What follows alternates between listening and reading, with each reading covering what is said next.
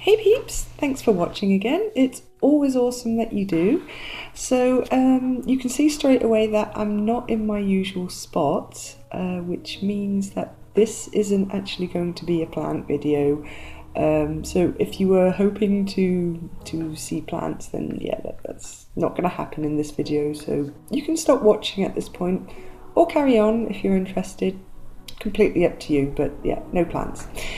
Maybe I'll talk a little bit about plants, but it's going to be in context. So on that note, let's begin with what I intended to talk about this time.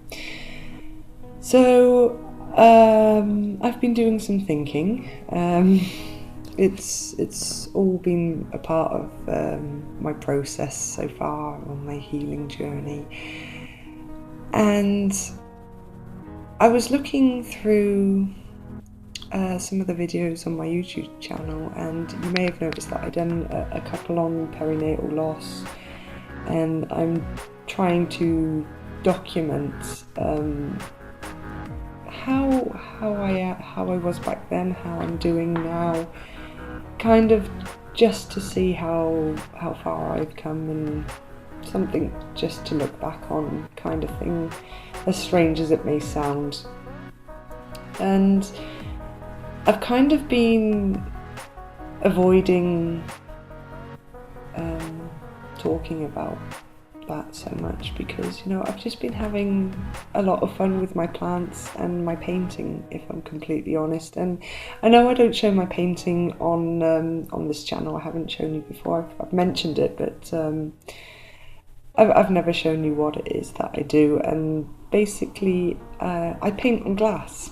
So I'll show you some of my work sometime, but I haven't shared that around the camera when I'm doing that because yeah, it's my process, and it's a very personal thing, and I'm a little camera shy when I paint, if I'm completely honest. I know it's strange, but yeah, it's my quirk. Oh, actually, hang on, I've got something I can show you conveniently placed here. So this is actually this isn't what I always do. This is just a personalised wine glass with someone's name on it. It says Hannah. It's all sparkly, see there, right on the bottom. But sometimes I paint bottles, and I just paint random pictures and patterns on candle cups and whatever I can get my hands on. And yeah, I love it. It's something that keeps me sane. And you've also know that I draw because I've done like one colouring video.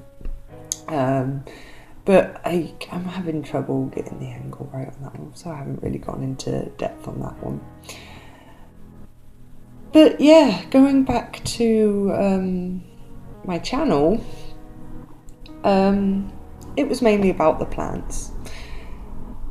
And yeah, in a way it's nice because I was just showing you plants, showing you how to care for them, showing you how they're progressing. So it's fun to watch because I really enjoy watching plant YouTubers as well. It's just something you can just completely relax to. I don't know what it is. I'm just a plant junkie. But it also says a lot about how I'm dealing with the emotional stuff. You know, I'm sort of hiding from it. And I figured, you know what, I'm not really going to continue to bury this because it's really not healthy. And I've been doing some therapy sessions, you know, with my therapist, and a couple of weeks back she actually had me write this letter. So she was kind of doing the empty chair therapy thing on me. And I had to write this letter and kind of let it all out. And at first I thought, you know, what's the point? You know, it's a letter you're never going to send. It's never going to be said. Well, what you say is never going to be said to the people that you have a grievance with. So what is the point? Well, the point is to let it out. And shockingly, it invoked a lot of anger, and I think the anger is something that I need to get through before I can start getting to the heart of the issue, because if I'm completely honest, I have been feeling just so numb over it. There is so much going on, so much to process that I don't even know where to begin. And although I know I'm in pain, I know I'm suffering, everything just feels so muted, and I know that's not good. So it's kind of one of the main factors why I decided to start making these videos again, to kind of expand on that empty chair therapy, just get what's on my mind out there, but also sharing some of my insights, some of the things that I learned, some of my coping mechanisms also along the way. Because, why not share it? I'm not ashamed of my experience, I'm not ashamed of my emotions. This is normal, all things considered, and I know I'm certainly not the only one. So if this can help someone else, then yeah, I really hope it can, even if it's just some small way. And I was talking to a very old friend of mine, very close friend as well, and she's also had less than a smooth life as well. Although trauma is, I would say, pretty equal. Experiences differ in quite some ways. So we were also thinking of maybe coming together on this channel and doing some discussions and covering some of these topics, because yeah, and as unfortunate as it is, these things happen, and these kind of traumas are a reality for so many people, but a lot of the time you kind of have to brush it under the rug, because a lot of people are awkward, or they just don't know how to handle such pain. So it's easier to just put a smile on your face and go, hey, yeah, I'm fine, not yeah, I feel like I'm dying inside, and fuck it all, no, I'm fine, it's good, yay, look at the weather, and that's also not healthy. So at least let's create some sort of space where we can let this shit out. well, that's the intention anyway. So almost 8 minutes into the video, I still haven't gotten to introducing myself, because that's also something else that I have noticed. I have never told you my name. What the fuck? I'm like, hey peeps, look at my plants. Hey peeps, I'm playing with clay of some sort, and yeah, you guys don't even know my name. I recently changed the name of the channel from The Therapeutic Artist to Lulu's Corner, because I really wasn't doing much art, which is why it was kind of my intention when I created this channel, but it kind of went to plants and then other stuff. So, Lulu. So what's my name? My name is Louise, but you can call me Lou or Louise or hey you with the bushes, whatever, but yeah, my name's Louise. Louise Willoughby. So, hi, nice to meet you, peeps. I know. So, I'm turning 33, and yeah, as you've gathered already, I've been through some shit, some heavy shit. And I know that's easy to say, and I'm certainly not saying that my shit is heavier than everyone else's. Oh God, no. I'm just simply wanting to share my experience, because some people have it rougher than others, some people have it rough, and then some people have it rough on steroids. Everyone's experiences are different. Pain is pain no matter what it is, no matter how much you've got of it, no matter how it is caused, you're in pain. And yeah, I've had a lot of pain. So where to begin? Where am I coming from? What pain is it I'm talking about? What the hell gives me the authority to sit here and say, I get it. well, I get it to a degree, but you know, I can't get everyone, but I get it from my perspective. I get it from a painful perspective. I get it from an emotionally damaged perspective. I get it from my perspective, you know, if you get what I'm saying. I'm waffling again, I'm sorry. So I'll start from the beginning briefly. That my home family environment was it was pretty freaking toxic, and the more that I remember, the more that I look back, the more that I learn, the more that I realise now, I'm actually coming to the very shocking realisation that I was dealing with a narcissistic family setup, and it was hell. I'm not going to get into too much detail over that now, but yeah, it was hell, and it still continues to affect my adult life to this day. So my journey on that one is still, yeah, it's still in its early days, even though I have made a lot of progress, and I have taken steps, but there are certain complications that are getting in my way from fully taking the steps that I want to, but I'm working on that, but that's a subject that I'm going to delve into later. There's also been the mental and physical health of my husband. I mean, he got MS at the age of 28. So that was a huge shock, and the road to acceptance on that one was a long one, but we're doing well with it. So if anyone is living with something similar like that and would like to hear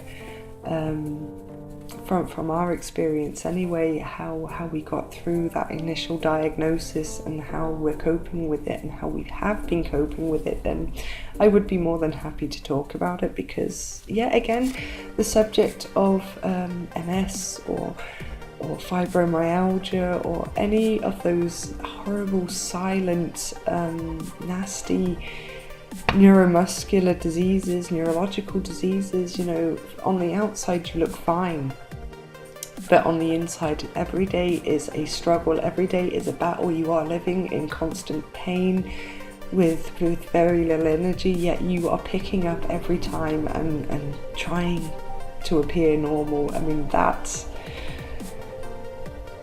is a whole other world, and for any of you watching that may understand that, you know, from someone who is supporting someone with such terrible disease, from my heart to yours, I wish you both the best of luck in your journeys. Yeah, sorry, I'm getting all teary-eyed thinking about it.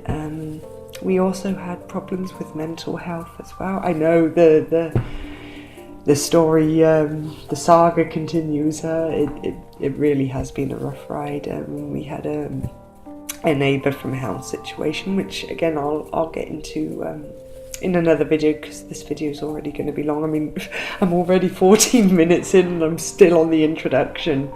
So I think I'm going to split this video into something else and keep this as the intro video.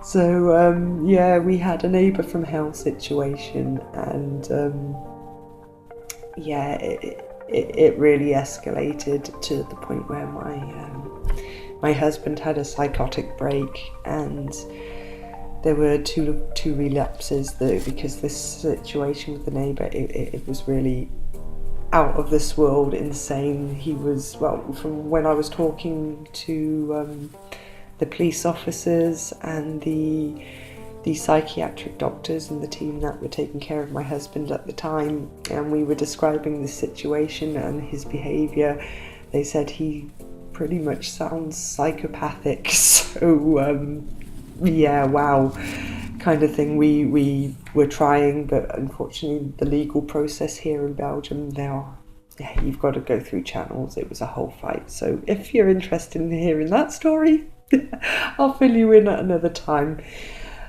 So yeah, we got through the psychotic episode, and again, we're doing quite well with that. We're back on our feet, we're back on track, and his recovery has gone extremely well. I'm so proud of him.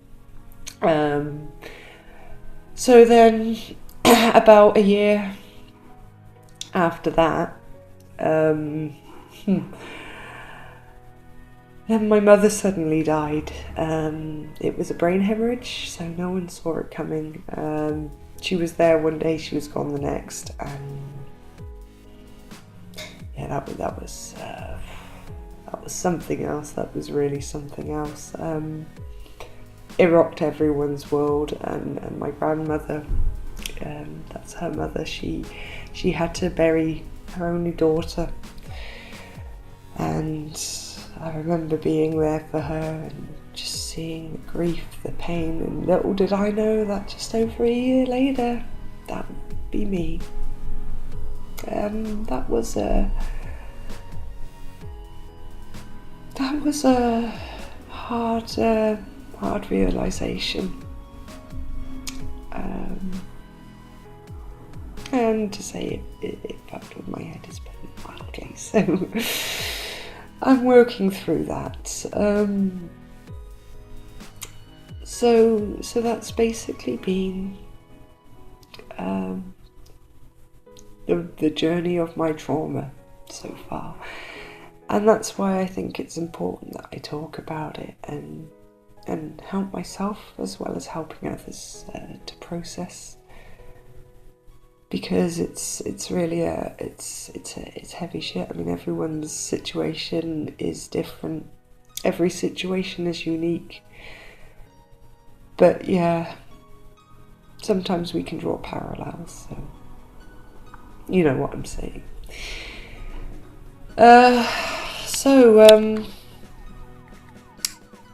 Yeah, on that note, you know what, I'm just going to continue. We're just going to make a really long video, because I did actually want to talk about how to get through the grieving process in the most healthiest of ways. And I'm sorry, I'm just looking through my notes here. I actually took time to write notes, and I've still gone off freestyle. So let me see. Okay, so yeah, I had to take a small break to collect myself, make some tea, and yeah, just calm down a little bit emotionally, because I was getting a little bit teary. Anyway, so where was I? Okay, so on the note of healthy grieving process. So by the time the death of my daughter Kaylee struck, as even though that kind of loss is something completely out of the norm, yet it is normal, as fucked up as that is. But I was already deep into the grieving process from my mum and my grandmother, so I had also already been through the loss of my grandfather a few years prior to that. So I was already kind of familiar with the process. So I managed to sit down and think what it was that I done and what similarities each experience kind of taught me. First of all, before I get any further into this, I'm going to state straight away that I am by no means a professional. This is just me speaking from my personal experiences and from my perspective, kind of thing. So if you can relate to that, brilliant, but by all means, no. My word is not gospel.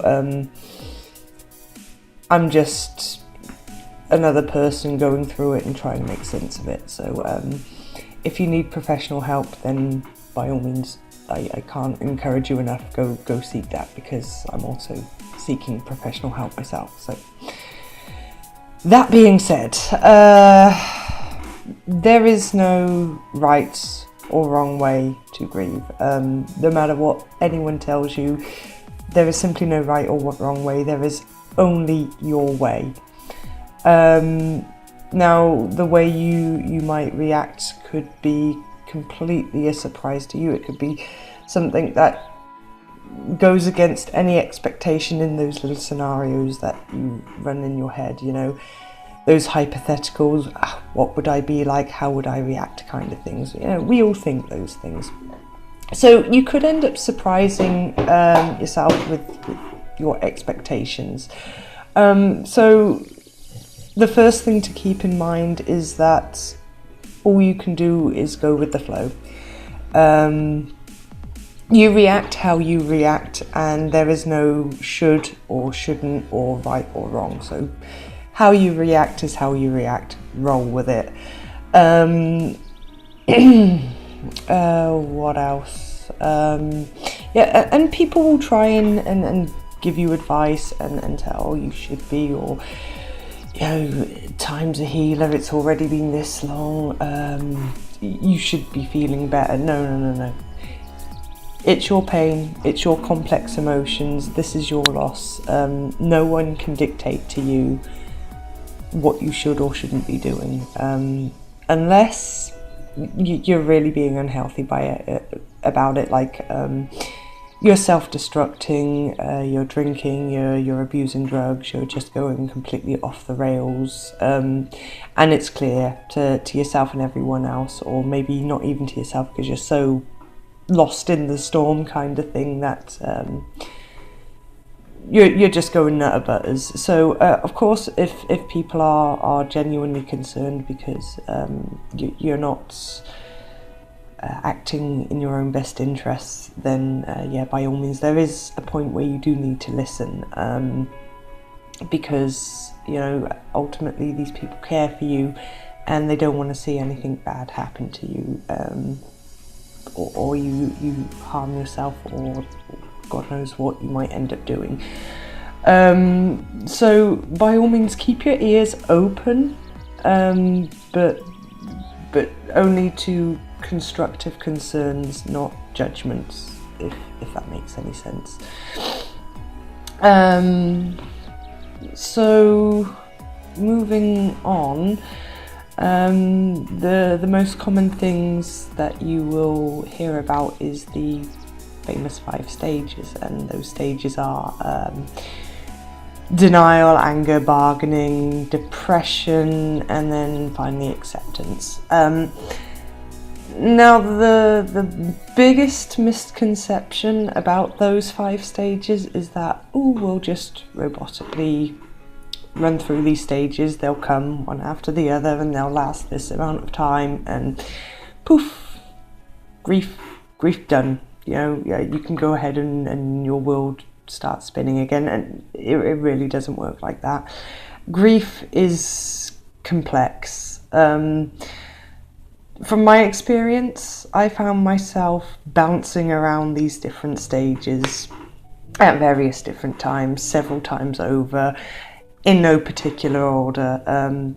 That's just how it goes. I mean, it's a very messy process, and the only way I can really begin to describe it is a roller coaster, an emotional roller coaster on an ever-evolving track.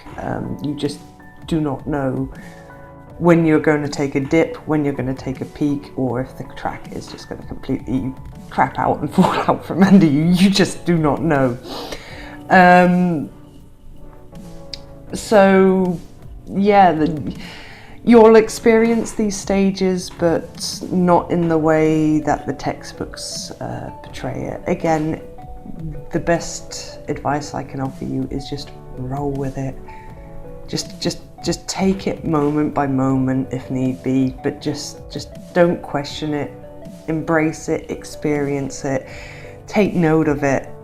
You know, scream, cry, let it out. You know, it's a process, and sometimes you've just got to shut down your mind and listen to your body and just act as primitively as possible, because we're primitive creatures. You know, we may be intelligent, we may, well, for the most part, but we may have the capacity to think, we may be evolved, but at the end of the day, we have a primitive need. And if that primitive need is to have a full-blown meltdown, toddler style, on the supermarket floor, then by all means you have that meltdown, because you need to do that. And if you do not let that out, yeah, you're probably gonna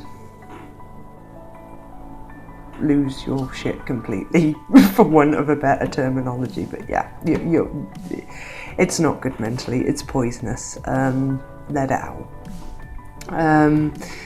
So that's one of the biggest misconceptions. Let's see.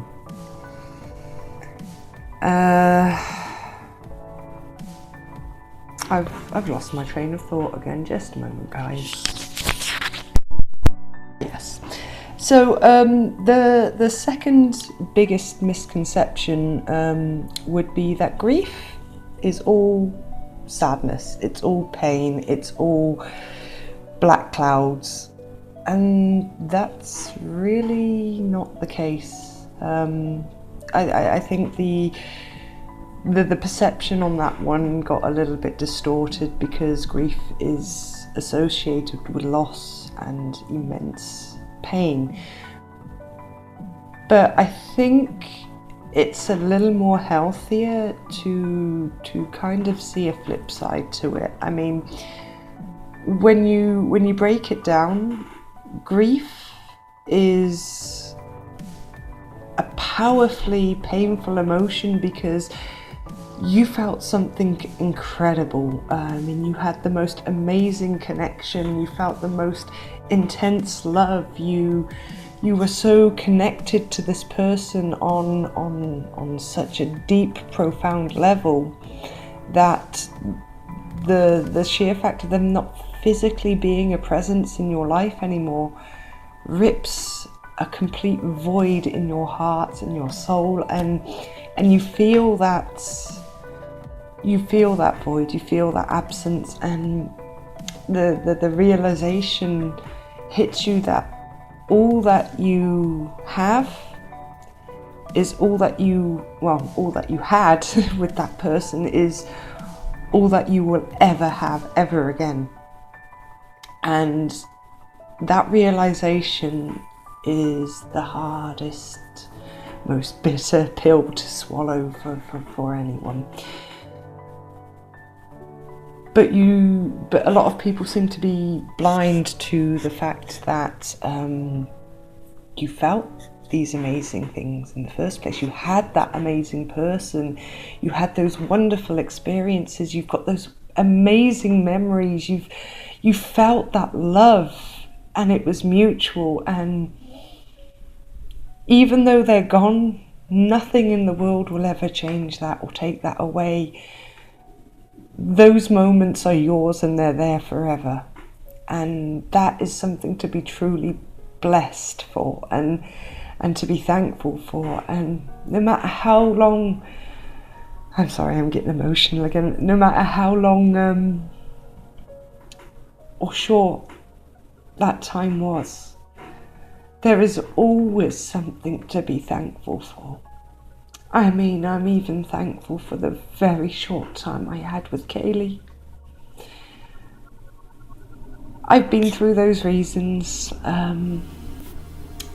but I'm thankful for the experience and for that very brief time. And it's important that you find that gratitude, because if you don't, you'll only ever be able to focus on what you've lost rather than the amazing thing that you had.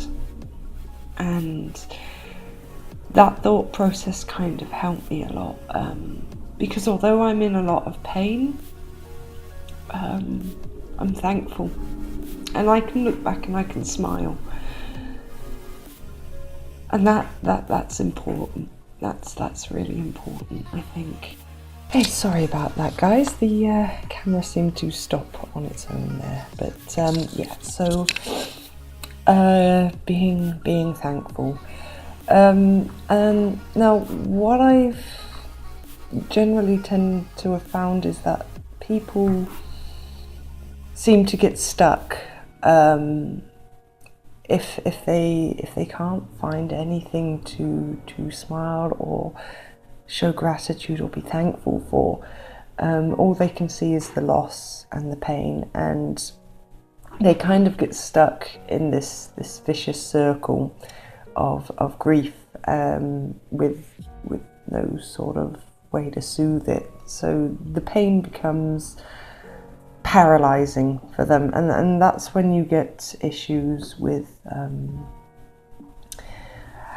chronic depression, mental illness, addiction, substance abuse, and so on.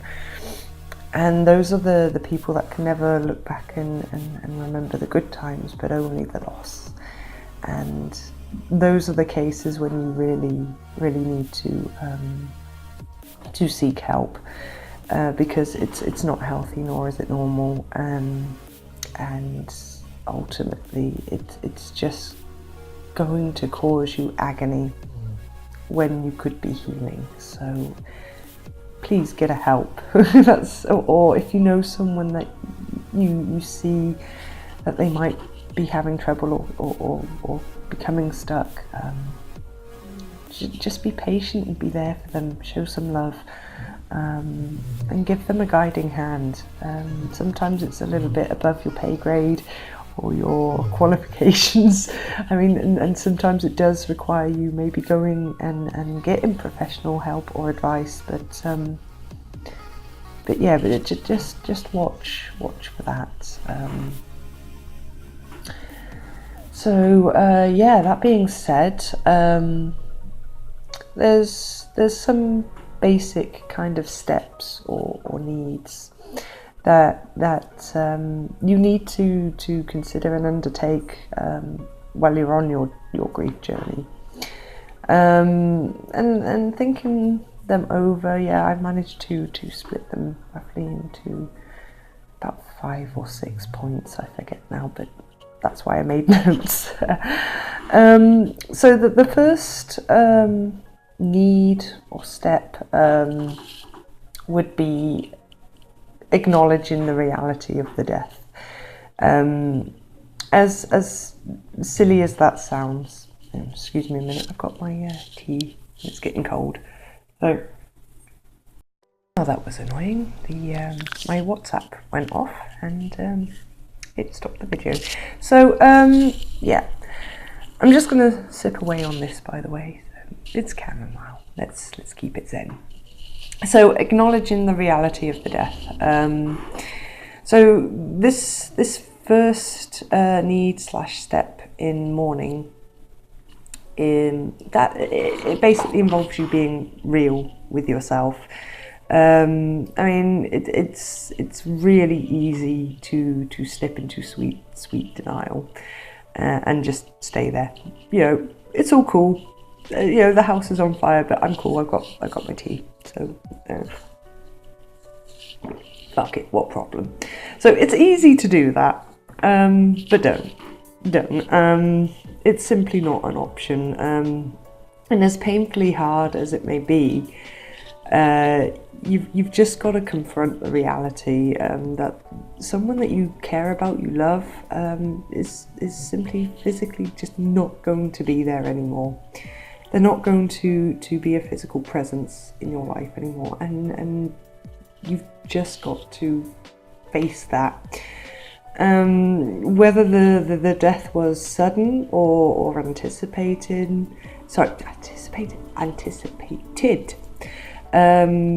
Acknowledging the full reality of this loss it can take weeks, it can take months, and sometimes in some cases even years.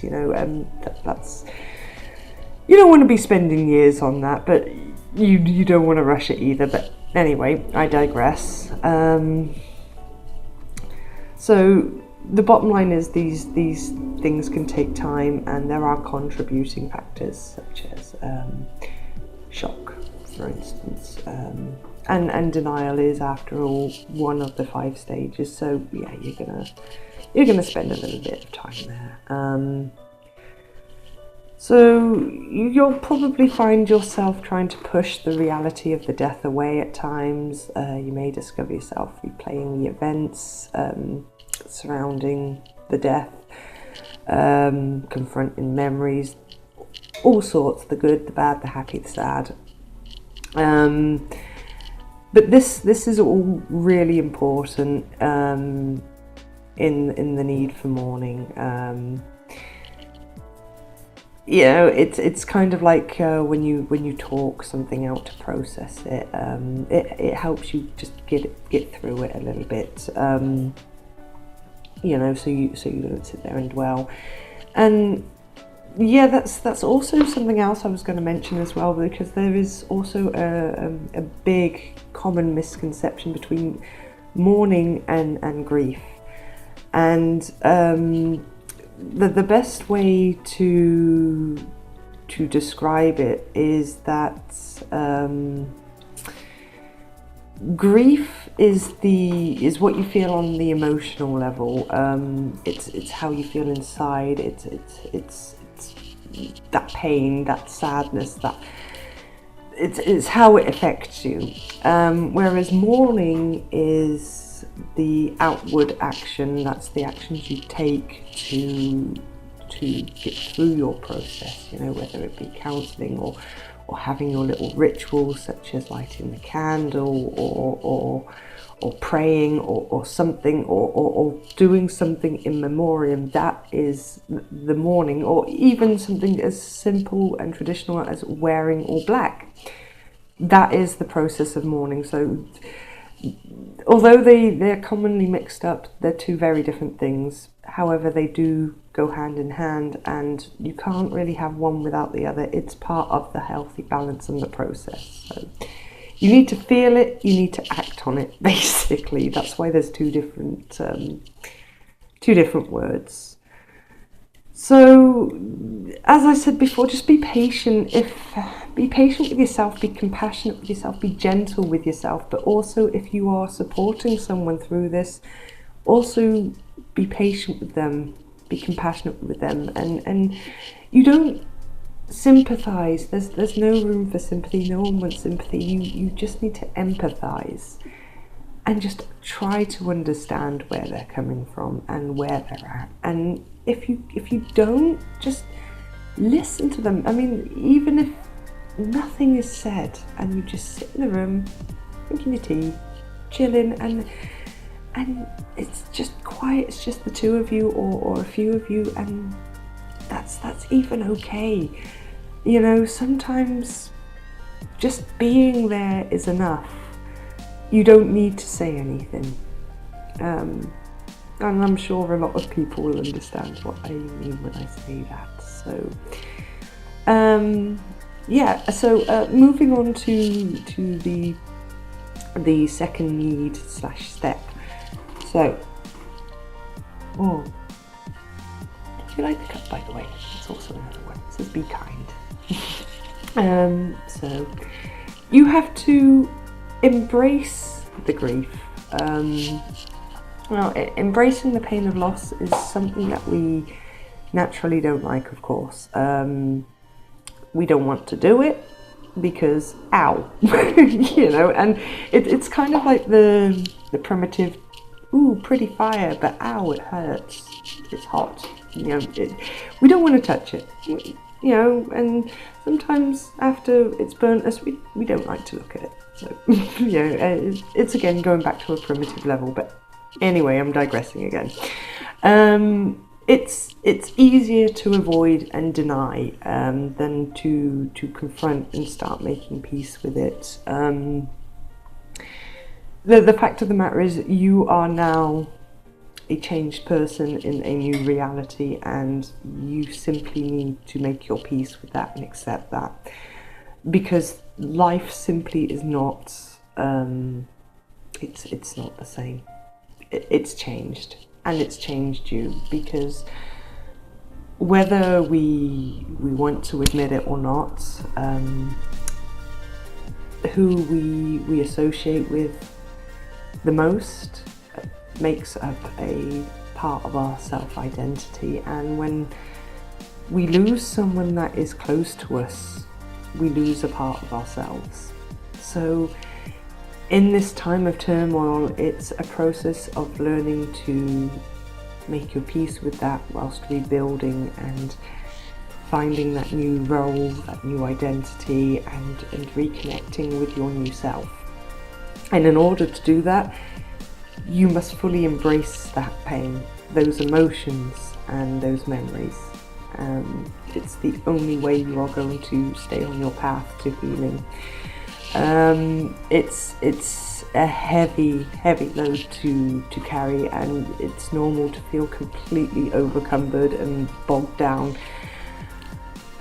And to be quite frank, both physically and emotionally exhausting.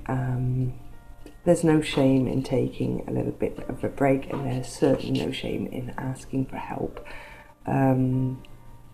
This is heavy, and by no means should you be attempting to do this alone. You need support. They need support. Do not go it alone.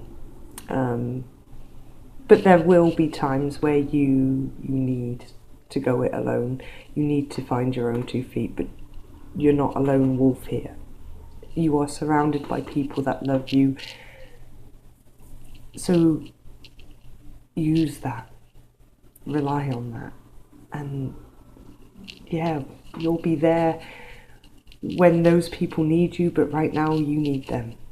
And the same goes if you're a supporter watching this. So yeah, just find that safe space to embrace that hurt and stare it right in the face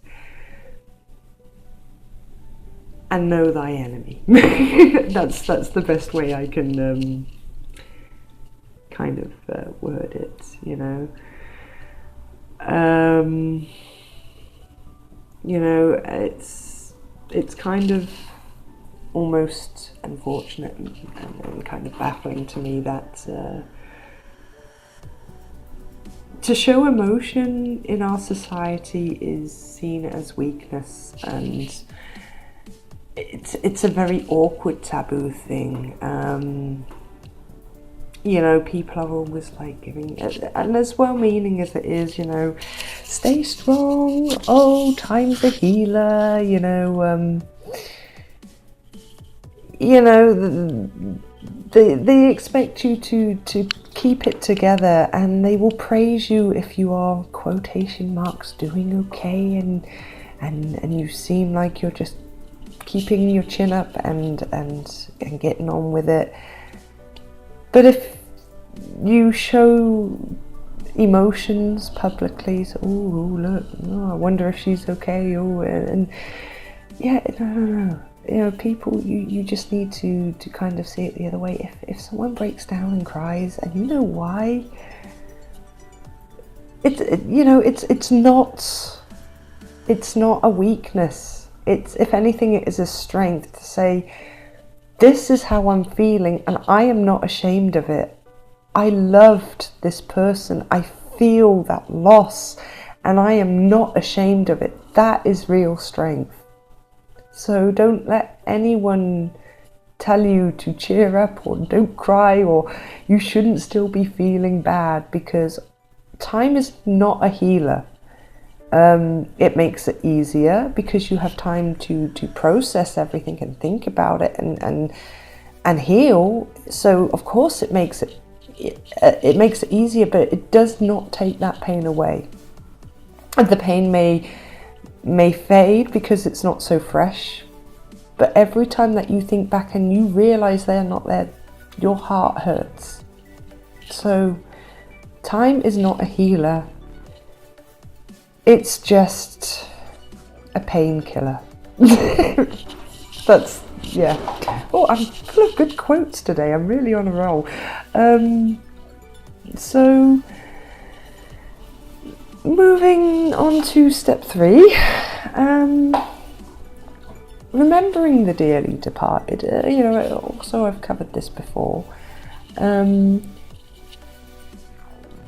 Although they're gone, they're certainly not forgotten. Your relationship with the departed has, it's changed. It's gone from one of a physical connection, relationship bond, to a memory. And these precious memories, these lessons, these amazing experiences, these dreams that signify the relationship, objects, keepsakes, memorabilias, all of this is a connection to the person that died. And you have,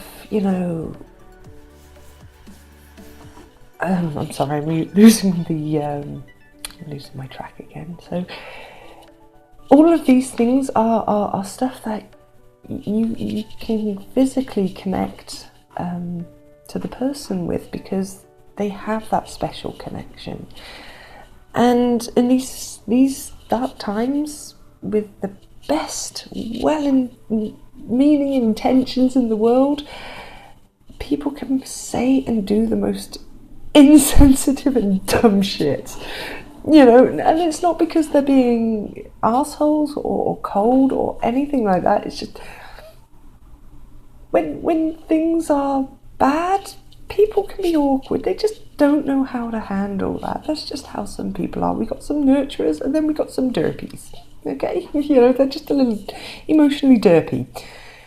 And some people may even try to take these memories and these items away from you. And although I can say, yeah, maybe in some cases, not all cases, that a fresh start, like moving from the home, selling the home, taking down the photos, getting rid of the clothes from the wardrobe, certain things, okay, I get maybe a fresh start would do you good, but don't erase them.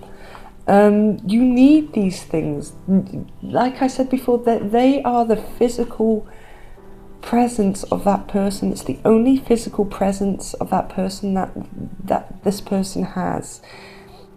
And although there is a line between healthy and unhealthy, don't force them, and don't be forced into something that you're not comfortable or not ready to do. So take your time and don't throw anything away, and don't act like these people are gone so therefore they never existed. That's not honouring the person. They are living on forever in your hearts and your minds. And as cliche as that sounds, that is how it is. So yeah, don't let people force you into that, because yeah, that's part of your history, and you should never turn your back on that, because you'll miss how far you've come. And again, when you look back, you will surprise yourself. Number 4. So yeah, again, I sort of kind of covered this, developing your new self in your new reality. So I'm sorry, I'm going to take another drink. So that's good shit. Chamomile tea. We say it all the time, like I said before, the people that you spend the most time with are the people that influence you the most, and when they go, they take a part of you with them. So I'm pretty sure I've literally just kind of covered this in my last thing about, you know, finding yourself and your identity and your new reality. So yeah, I'm going to move on from that because I've pretty much already covered that. Sorry guys, like I said, I am trying to stick to a script, but I'm freestyling too much. My mind is really, it's racing. So searching for meaning. Now this one's a huge one. The famous question that we ask ourselves, why? You know, we start questioning our meaning, the purpose of life, the meaning of existence, you know, why us, why them, you know the script. You know, and crisis of faith, philosophy of life, they can all come into play as well.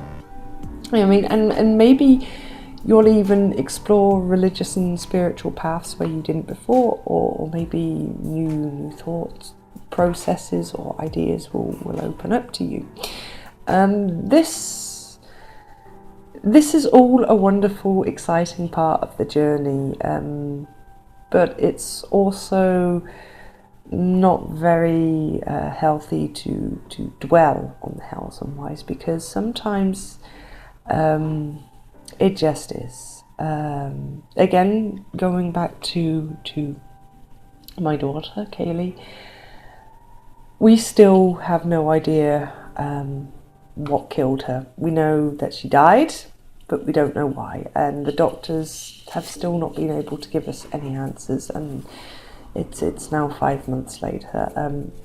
So I'm preparing myself for never knowing why, and that's okay, because knowing why doesn't change it. I mean, maybe it can help bring closure, but maybe knowing raises more questions. You just don't know. So sometimes it's better to just accept what is, as hippie as that sounds, but it's so true. It is what it is, and you have to learn to live with that, as black and white as that sounds. Because at the end of the day, the biggest disappointments from life come from our expectations, what we expect, and when what we expect isn't, that's when our ego gets completely battered and we sulk and we have a tantrum. But sometimes you just need to tell your ego to shut the fuck up because, as our parents probably told us 100 if not 1,000 times over, sometimes in life we don't get what we want, and it's more than just sometimes. And as unpleasant as that is, it just is. So yeah, the other step, the last one I have, is accepting support from others. Now, I've already gone through it, but I'm just going to say what I've written here before I wrap the video up, because God, this is going to be almost an hour. That's probably my longest video yet. So yeah, accepting support from others. The quality and quantity of empathy and support that you get during the grief journey will have a major influence on your healing. Again, do not try it alone. You will fall flat on your ass. Get help, get support, draw on whatever resources you can, but do not go it alone. This is the time more than ever that you need to be drawing on the experiences of others to help guide you through this horrendous time. despite what any naysayer may tell you, mourners or professional counsellors, you know, that showing your emotion is not a weakness, so never see it that way. Never apologize for it, and you feel that, and you feel those emotions with pride. Otherwise you're simply just going to crack and break under pressure. So just feel it, and don't feel awkward if you're watching someone do this, because just hope that when you need to do that, someone is there to hold your hand through it. It's a process that simply cannot be rushed, so be patient. And as I always say, you can't move on, you move forward. That's the only thing you can do. You move forward. So keep moving forward, keep taking those healthy steps, and I can only wish you the best of luck on your journey. I haven't really thought of a way to wrap this video up, because I've kind of run to the end of my notes now. So if anything that I have said in this video has helped you, or struck a chord, or you just want to weigh in on the conversation, or you have any questions, please feel free to leave a comment below. I do read and respond to every comment, so please join the conversation. As I did mention briefly before in the beginning of the video, that I am starting to make plans with an old and dear friend of mine to possibly do some collaboration videos and discussions. So if there are any subjects that you would like us to discuss, or a question, then please feel free to let me know. I'm always interested and love reading your comments and hearing from you guys. So yeah, if you've made it through to this point of the video and you're still watching, I really can't thank you enough. Thank you very much for giving me your time to listen, and I hope something has helped. So on that note, guys, thanks for watching. It's awesome that you do. Much love, and I will see you guys in the next video.